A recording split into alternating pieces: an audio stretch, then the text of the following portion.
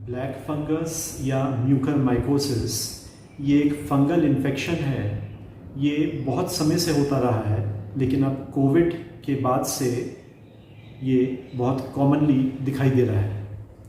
इसका रीज़न है, ये एक जैसे मैं बताया फंगल इन्फेक्शन है, काई की तरह होता है। जैसे बरसात में काई जम जाती है, ये उस तरह का फंगल इन्फेक्शन होता है। बॉडी अगर इसकी इम्यूनिटी कम हो जाए किसी वजह से तो फंगल इन्फेक्शन होने लगता है। जैसे कैंसर के पेशेंट्स हम लोग देखते हैं, उसमें ओरल थ्रश हो जाता है, कैंडिडा इन्फेक्शन हो जाता है। ये उसी टाइप का फंगल इन्फेक्शन है। अगर बॉडी की इम्यूनिटी कम हो जाए तो ये फंगल इन्फेक्शन म्यूकरमाइकोसिस का या ब्लैक फंगस का हो जाता है। कोविड के केसेस में कोविड की वजह से बॉडी की इम्यूनिटी कम होती है, स्टीरॉइड्स यूज़ होते हैं, उसकी वजह से और इम्यूनिटी कम होती है, या और इम्यूनोसप्रेसेंट्स मेडिसिन्स यूज़ करते हैं तो भी इम्यूनिटी कम होती है। जो डायबिटिक्स या प्री डायबिटिक्स होते हैं, स्टीरॉइड की वजह से इम्यूनिटी और डाउन होती है। इन सब फैक्टर्स की वजह से ये फंगस का इन्फेक्शन हो जाता है। ये फंगस नॉर्मली सॉइल में, एटमॉस्फेयर में होती है, ये हम इनहेल भी करते हैं, लेकिन बॉडी की इम्यूनिटी अच्छी होती है तो इससे हमें इन्फेक्शन नहीं होता है। क्योंकि बॉडी की इम्यूनिटी कोविड में अदरवाइज कम हुई है तो इसका अपर हैंड हो जाता है और ये फंगस हमारी बॉडी में ग्रो करने लगता है और इससे इन्फेक्शन हो जाता है। ये नोज़ के थ्रू कॉमनली होता है।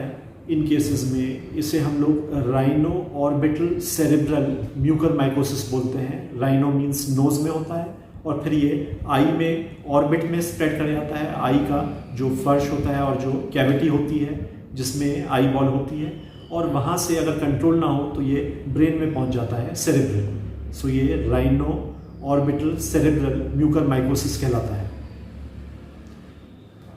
इसमें ये बहुत कॉमनली इसलिए भी देखा जा रहा है क्योंकि न्यूज़ में आ गया था, स्टीरॉइड्स दिए जाते हैं कोविड केसेस में, तो लोग बार बिना डॉक्टर की सलाह के स्टीरॉइड्स ले रहे हैं, जो कि गलत है, और उसकी वजह से ये म्यूकरमाइकोसिस बढ़ रहा है। यंग पेशेंट्स आ रहे हैं इस डिजीज़ से, म्यूकरमाइकोसिस से। कोविड में सब केसेस में स्टीरॉइड्स नहीं दिए जाते। जो शुरू का केस, जो शुरू की स्टेज होती है, जिसमें पहले 5-6 दिन की, जब वायरस रेप्लिकेट करता है, उस समय स्टीरॉइड्स नहीं दिए जाते।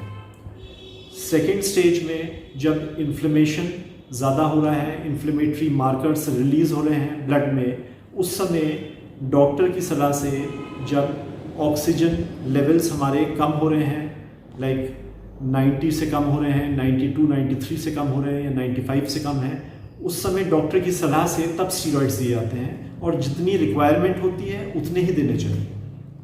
अब इसमें क्या प्रॉब्लम होती है, पेशेंट कैसे प्रेजेंट करता है, हिस्ट्री मिलेगी यही कि पेशेंट को कोविड हुआ था, उसने स्टीरॉइड्स लिए थे, या डायबिटीज़ रही थी और ब्लड शुगर बहुत बढ़ गई थी। तो पेशेंट आएगा कि उसे एक साइड फेस के, राइट या लेफ्ट, कोई भी साइड में यूजुअली, कि नाक बहुत स्टफी हो रही है, हैवी हो रही है, और एक साइड फेस के बहुत पेन है, बहुत हैवीनेस है।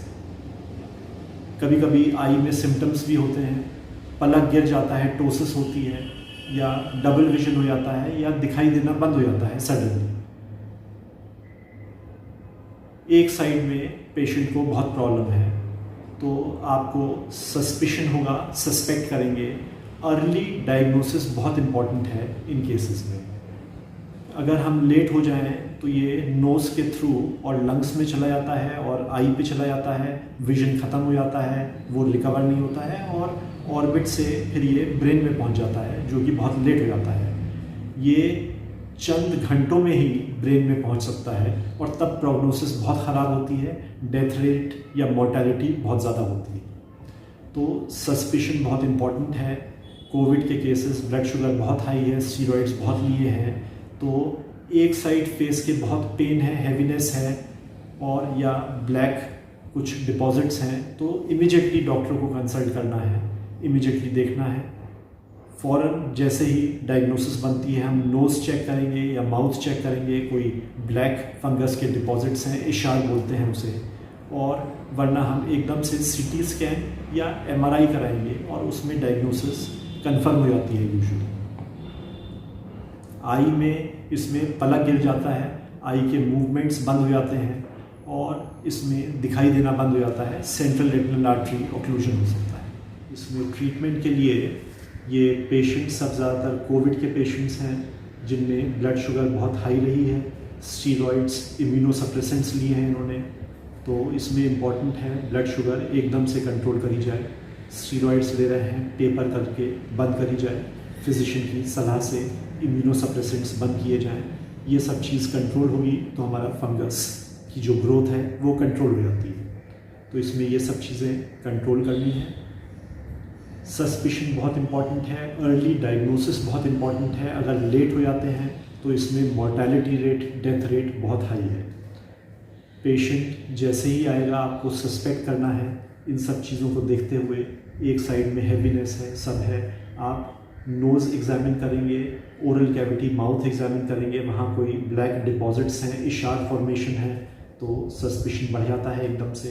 आप सीटी स्कैन या एमआरआई कराएंगे, उसमें डायग्नोसिस कंफर्म हो जाती है। साइनोसाइटिस आता है, साइनसेस इन्वॉल्व होती हैं या निमोनिया होता है, और ये सब फाइंडिंग्स के साथ तुरंत ही इसमें हम लोग आई डॉक्टर्स, ईएनटी डॉक्टर और फिजिशियन को साथ में लेते हैं और ट्रीटमेंट स्टार्ट कराते हैं। एंटी फंगल्स एकदम से दिए जाते हैं, कुछ इन्हेलर्स आते हैं, बाकी इंट्रावेनस होते हैं, ओरल बहुत अर्ली केसेस में दिए जाते हैं, एम्फोटेरिसिन बी मेडिसिन होती है वो दी जाती है, सब कंट्रोल करने के लिए। तो इसमें अर्ली डायग्नोसिस सबसे इम्पॉर्टेंट है। जैसे मैंने कहा, ये नोज़ की स्टेज में या आई में जस्ट स्टार्टिंग हो रही हो उस समय हम लोग कंट्रोल कर लें, वरना इस सब एरिया को हमें निकालना पड़ता है, डिब्राइड करना पड़ता है। जो ब्लैक एरिया है लेट केसेस में आई को निकालना पड़ता है, नोज़ का एरिया निकालना पड़ता है। ब्रेन में फैल गया तो न्यूरोसर्जन की हेल्प लेनी पड़ती है, ब्रेन की सर्जरी, और वो बहुत रिस्की, प्रोग्नोसिस बहुत ख़राब होती है। तो इसमें अर्ली डायग्नोसिस एंड ट्रीटमेंट और सबसे अच्छा प्रिवेंशन है। इसमें ये सब चीज़ें कंट्रोल करनी है। और जब पेशेंट ऑक्सीजन ले रहा है, मास्क इम्पॉर्टेंट है, क्लीनलीनेस बहुत ज़रूरी है, और ये जो ऑक्सीजन ली जा रही है उसके चेम्बर्स और सब चीज़ें बहुत क्लीन हो, डेली क्लीन होते रहें, वरना इसका जो फंगस है, बॉडी की इम्यूनिटी ऑलरेडी डाउन है, फंगस अंदर जाके और डिपॉजिट हो जाता है। इन सब चीज़ों का ध्यान रखना बहुत ज़रूरी है। Thank you.